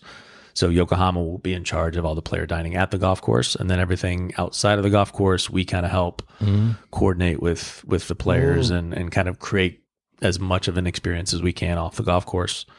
Give them a number of restaurants to explore. Yeah. We'll help them make reservations, transportation. So we kind of provide that kind of full service. Chinatown. Chinatown will be a great Chinatown's Red Brick mega. There's some amazing district. restaurants Yeah. there. I love that place. Yeah. So yeah, I mean, we're going to have the players is going to be right on the waterfront. Wow. A lot of cool restaurants, great vibe. Yeah, it'll be Yeah. a much different experience. Yeah, this time totally. around. So Oh, yeah, can't wait a bunch of selling. But yeah, guys are all excited about it. Well, I think we're excited about it too, and I can't wait. And I hope we can do something with Golf in Japan and helping foreigners Yeah, kind of go absolutely. to the Let's- tournament and moving forward with that. But Yeah, we look forward to that. Travis, thanks so much for coming in. And Yeah, I got one more question, and I think it's it has to be about The best Tiger for or Live. last. look. Go. No. I think a lot of our listeners, all 10 of them, probably want to hear this. But great career in PGA. You've been in Japan for what 6-7 years now. Yeah. Yep. Do you eat natto? No. No. Okay. Good lad. Do you veggie wine? No, Just in no, case. Okay, good. no. I am a meat and potatoes. Yeah. Very What's your favorite Plain Japanese Jane. food? favorite Japanese food. Tempura, sushi. I'd say gyoza. gyoza. Gyoza. Which is Chinese, but yeah. Yeah. What's your And I favorite? didn't like it when I first. What's got your here. favorite outside of your tournament courses? What's your favorite Japanese golf course that you've played? I would say Yokohama is up there, but I would say probably Tokyo Golf Club Oh yeah, is probably one of the coolest ones that I've played. And just kind of it's very difficult to get on that golf course. And I've it is. Yeah, had the chance to play it once and KCC's great. Yep. Tokyo Classic's great. Yeah, so many good golf courses. But While we're in the lightning round, what's your favorite prefecture of Japan, and why? I would say I'm partial to Chiba. I've just spent out a lot of time out there, and just kind of been out to all the different coastlines. Chiba's got Disneyland. They got golf courses left and right. They got Tokyo Classic. Yeah. I mean, like this. It's Or a is bit that Saitama? it's a bit flat. No, it's Chiba. Chiba, yeah. Yep. Yeah, haven't spent a lot of time really outside of They got the beach, around Tokyo, the and ocean. Chiba, but yeah, Chiba, you get some surfing, Nice. and everything out there. You surf? No, You look like a bit of a surfer. I guess in the Midlands, though, in America, not much surfing no, we going on don't over have, there. yeah. So what age Never did you been. start playing golf? Just a bit of everything, kind of? 12, 13. Okay. Yeah, kind of early teenage years. So it'll be a few more years for your own kids to. I'm gonna put a club in try their to start her early. Yeah, we'll hopefully start getting a club in her hands there in the next. I have two daughters as well, and my advice to them is like, try to find someone who likes golf. I figure it's a good sort of test of character to some degree, right? Like, yeah, if they align themselves with some friends that are keen golfers, then usually that rubs off. Yeah. Okay. Nice. Yeah. Cool. Well, we're done then. Thanks very much for taking the time to come over. We appreciate it. Can you come back on closer to the tournament? We'd love that. Yeah. Yeah. We'll have a lot more info. information at that point, and hopefully, we got some big announcements and stuff coming up. Awesome. Yeah, so we'll see. Yeah, next big announcement, come over and give us the scoop. Yeah, well, we got next probably big announcement will be our tournament logo. So we're still working on that. So okay, cool. So, yeah. Awesome. All right. Well, thanks very much, mate. Coming. And we'll see you next time. Thanks Sounds very good. much for coming. Thanks, Travis. Appreciate it, guys. Thanks. Cheers.